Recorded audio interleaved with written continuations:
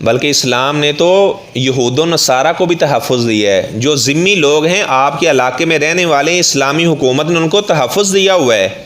آپ صلی اللہ علیہ وسلم نے فرمایا من قاتل معاہدہ، جس آدمی نے کسی ذمی آدمی کو قتل کر دیا، جو یہود و نصارہ ذمی آپ کے علاقے میں رہ رہے ہیں، جس نے کسی ذمی آدمی کو قتل کر دیا، آپ نے فرمایا لم یجد رائحۃ الجنہ، جنت میں جانا تو دور کی بات ہے، ایسے بندے کو اللہ جنت کی خوشبو بھی نہیں آنے دے گا. جو کسی ذمی آدمی کو، مسلمان کو مارنا تو بہت بڑا ایک جرم ہے. آپ صلی اللہ علیہ وسلم نے فرمایا قیامت کے قریب اندھے بہرے گونگے فتنے آئیں گے. لا یدری القاتل فیما قاتل، قاتل کو پتہ ہی نہیں چلے گا اس نے کیوں قتل کر دیا ہے، مقتول بیچارے کو پتہ نہیں ہوگا اس سے کیوں قتل کر دیا گیا ہے. تو آپ دیکھ لیں کتنی قتل و غارت ہے ہمارے ملک پاکستان کے اندر، جو یہ ایک اسلامی ملک ہے، جبکہ کسی کو ناحق قتل کرنا اس کو بہت. اور آپ صلی اللہ علیہ وسلم نے یہ بھی فرمایا، آپ نے فرمایا کہ قاتل اور مقتول دونوں آگ میں جائیں گے. صحابہ نے تعجب کیا، اللہ کے رسول صلی اللہ علیہ وسلم، قاتل نے تو قتل کیا وہ جہنم میں جائے گا، مقتول کا جرم نہیں پتہ چل رہا. آپ نے فرمایا کیونکہ اس کا بھی مارنے کا پکا ارادہ تھا، جو مقتول ہوا ہے اس کا اسے قتل کرنے کا پکا ارادہ تھا، لیکن یہ کہ اس کا بس نہیں چل سکا تو قاتل نے اسے قتل کر دیا. آپ نے فرمایا یہ دونوں، جس کا پکا ارادہ تھا کہ میں اسے مار دوں گا لیکن اس کا داؤ نہیں چل سکا، دوسرے نے اسے مار دیا، فرمایا ایسے قاتل مقتول دونوں آگ میں جائیں گے. اور آپ نے فرمایا کہ دو ایسے قاتل اور مقتول آئیں گے وہ دونوں جنت میں جائیں گے. صحابہ نے کہا وہ کیسے اللہ کے رسول؟ آپ نے فرمایا کسی کو قتل کر دیا، بعد میں اللہ نے توبہ کی توفیق دے دی، تو بعد میں اللہ تعالیٰ نے اس بندے کی توبہ کو قبول کر لیا، مقتول کو اللہ تعالیٰ اپنی رحمت سے قیامت والے دن خوش کر دیں گے اور اللہ تعالیٰ دونوں کو ہی جنت میں بھیج دیں گے.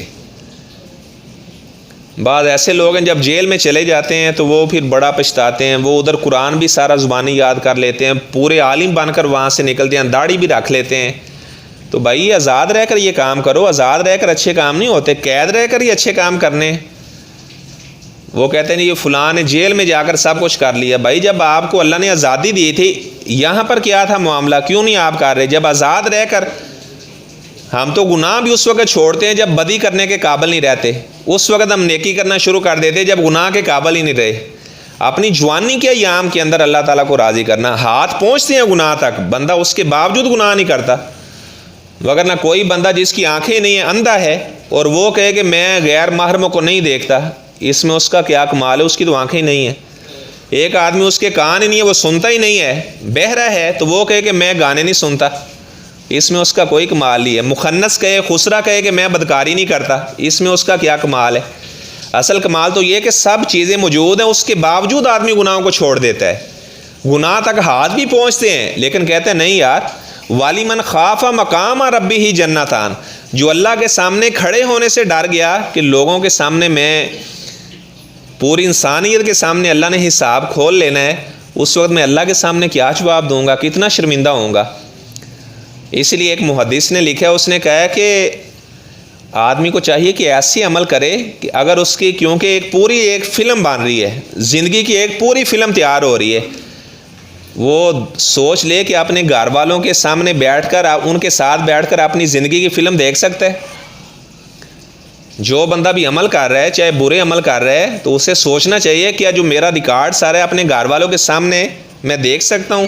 اگر میری والدہ بیٹھی ہے، میرا بڑا بھائی بیٹھا ہے، میرے گھر والے لوگ بیٹھے ہیں، تو ان کے سامنے اپنی زندگی کا ریکارڈ اگر دکھایا جائے تو میں دیکھنے قابل ہوں یا نہیں ہوں. کسی کو ناحق قتل کرنا، اس کو کبیرہ گناہ قرار دیا. پھر اس کے بعد آپ صلی اللہ علیہ وسلم نے فرمایا اکل الربا، سود کھانا، سودی کاروبار کرنا.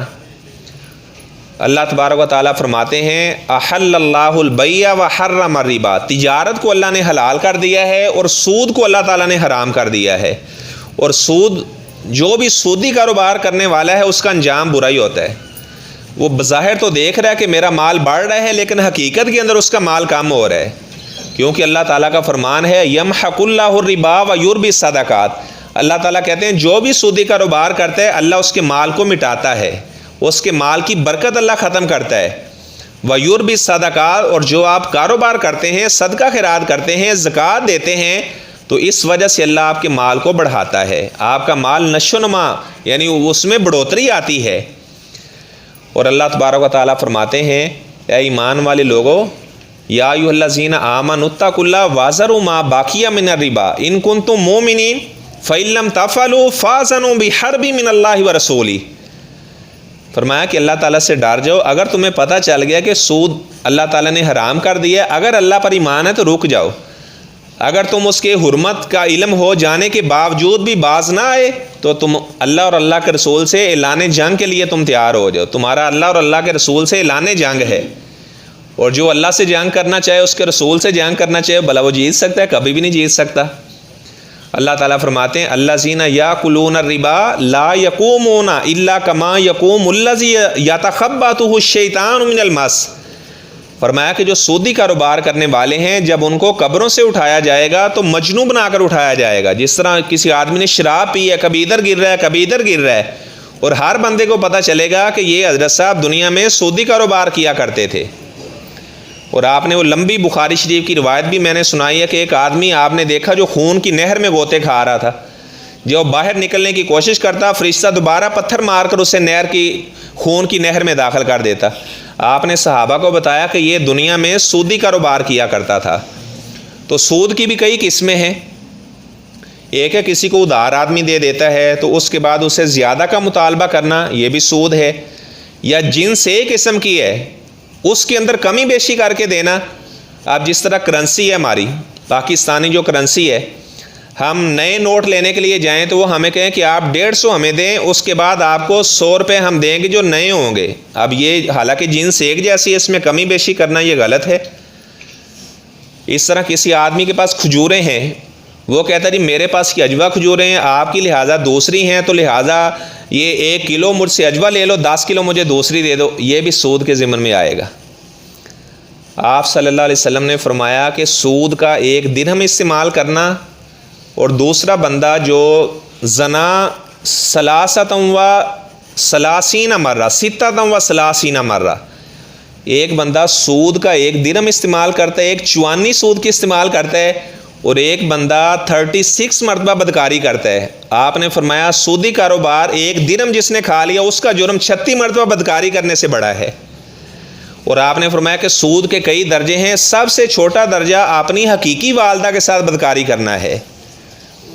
اور جتنے لوگ آپ نے دیکھے ہیں یہ بینک وغیرہ میں، ہمارے تو علماء نے لکھا ہے کہ بینک کا چوکیدار لگنا بھی حرام ہے، کیونکہ وہاں پر سارے اسی طرح کے معاملات کیے جاتے ہیں.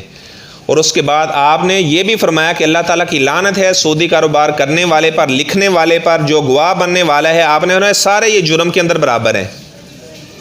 اور ہمارے ہاں تو اس کا نام بدل دیا گیا ہے اور سودی کاروبار کیا جا رہا ہے. وہ کہتے ہیں اس کے بغیر ہمارا نظام ہی نہیں چلتا.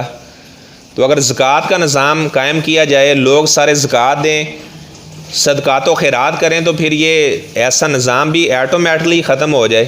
جب زکوٰۃ کا صحیح نظام نہیں ہے تو پھر اس طرح کی لعنت والے معاملے، جب بھی اللہ کا کوئی نظام چھوڑا جاتا ہے تو پھر اس طرح کا کوئی کفری نظام مسلط ہو جاتا ہے.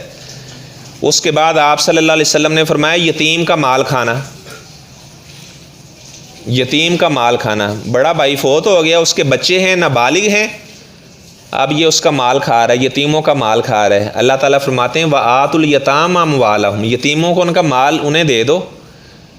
وَلَا تَتَبَدَّلُوا الْخَبِيثَ بِالطَّيِّبِ، ان کی جو اچھی چیزیں ہیں اس کے بدلے میں گھٹیا چیزیں نا ان کو دو. عربوں کے اندر یہ چلتا تھا، وہ چھوٹے بچے انہیں کیا پتہ ہے، اچھی چیزیں خود رکھ لیتے، اس کے بعد گھٹیا چیزیں کہ یہ آپ کے باپ نے چھوڑی تھی، گھٹیا چیزیں انہیں دے دیتے. اللہ تعالیٰ فرماتے ہیں ایسا نہ کرو، یتیموں کا مال نہ کھاؤ. إِنَّهُ كَانَ حُوبًا كَبِيرًا، یہ بہت بڑا گناہ ہے.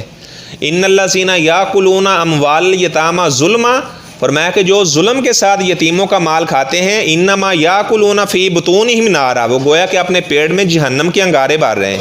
وسیصلون سعیرا، جیسے جان نکلے گی یتیموں کا مال کھانے والے کی، ان کو جہنم میں داخل کر دیا جائے گا. اور جو آدمی یتیم کی کفالت کر رہا ہے تو وہ اگر حقدار ہے تو وہ تھوڑا بہت لے بھی سکتا ہے. اللہ تعالیٰ فرماتے وَمَنْ كَانَ غَنِيًّا فَلْيَسْتَعْفِفْ، جو تو پہلے ہی مالدار آدمی ہے تو یتیم کے مال میں اگر وہ بزنس کر رہا ہے تو وہ بچے وہ نہ یتیموں کے مال سے لے. وَمَنْ كَانَ فَقِيرًا فَلْيَأْكُلْ بِالْمَعْرُوفِ، اور جو بندہ فقیر ہے یعنی اس کے پاس اتنے پیسے نہیں ہیں تو یتیموں کا مال اس نے سنبھالا ہوا ہے، ان کو تجارت میں لگایا ہوا ہے، تو وہ اچھے طریقے سے لے سکتا ہے، یعنی گزارے کے لائق وہ ان کے مال میں سے لے سکتا ہے. تو اس طرح فرمایا وتولی یوم الزحف، جنگ سے بھاگ جانا، یہ بھی کبیرہ گناہ ہے، میدان جنگ میں بھاگ جانا۔ اللہ تعالیٰ فرماتے ہیں یا ایھا الذین آمنوا اذا لقیتم الذین کفروا زحفا فلا تولوہم الادبار، تم یعنی بزدل بن کے وہاں سے میدان جنگ سے بھاگ جاؤ، اس طرح کا مظاہرہ نہ کرنا، میدان جنگ سے بھاگ نہ جانا، یہ بھی کبیرہ گناہ ہے۔ اور آخری جو کبیرہ گناہ بیان کیا آپ صلی اللہ علیہ وسلم نے فرمایا وَقَذْفُ الْمُحْصَنَاتِ الْمُؤْمِنَاتِ الْغَافِلَاتِ، پاک دامن عورتوں کے اوپر زنا کی تہمت لگا دینا، یہ بھی کبیرہ گناہ ہے۔ فرمایا والذین یرمون المحصنات ثم لم یاتوا باربعۃ شہداء فاجلدوہم 80 جلدہ ولا تقبلوا لهم شہادۃ ابدا۔ فرمایا کہ جو پاک دامن عورتوں کے اوپر تہمت لگا دیتے ہیں، بدکاری کا الزام لگا دیتے ہیں، 4 گواہ نہیں لے کر آتے، فرمایا ایسے لوگوں کو 80 کوڑے مارے جائیں، اور ایسے لوگوں کی توبہ، ایسے لوگوں کا گواہی کو بھی کبھی قبول نہ کیا جائے، ایسے لوگوں کی گواہی بھی ایکسیپٹ نہیں ہوگی۔ 4 گواہ لے کر آنا، اگر کسی کو دیکھے اپنی آنکھوں کے ساتھ، ایک ہے ویسے ہی کسی کے بارے میں بات کر دینا کہ فلاں ایسی ہے فلاں ایسی ہے۔ ہمارے معاشرے کے اندر اگر کسی خاوند کی اپنی بیوی سے بنتی نہیں ہے، وہ جب اس سے طلاق دینے کا ارادہ کرتا ہے تو ساتھ اس پر الزام بھی لگا دیتا ہے کہ اس کا کریکٹر لوز تھا، یہ میری بیوی صحیح نہیں تھی۔ تو اس طرح الزام لگانا یہ کبیرہ گناہ ہے۔ پاک دام اللہ تعالیٰ فرماتے ہیں الخبیثات للخبیثین، جو گندی باتیں ہیں وہ گندے مرد ہی کرتے ہیں، اور جو گندی عورتیں ہیں وہ گندی باتیں کرتی ہیں۔ بعض ایسی عورتیں جو اپنے خاوندوں پہ الزام لگا دیتی ہیں، اور اللہ تعالیٰ فرماتے ہیں وَالطَّیِّبَاتُ لِلطَّیِّبِینَ، جو اچھی باتیں ہیں وہ اچھے مرد کرتے ہیں۔ اچھی باتیں اچھے مردوں کے لیے، اور اچھے مرد اچھی باتوں کے لیے ہوتے ہیں، وہ بری باتیں نہیں کرتے، ہمیشہ اچھی باتیں کرتے ہیں جس میں دوسروں کی اصلاح کا عنصر پایا جاتا ہے۔ تو اللہ تعالیٰ سے میں دعا کرتا ہوں یہ جو کبیرہ گناہ آپ صلی اللہ علیہ وسلم نے بتائے ہیں، اللہ تعالیٰ ہمیں ان تمام کبیرہ گناہوں سے بچنے کی توفیق عطا فرمائے۔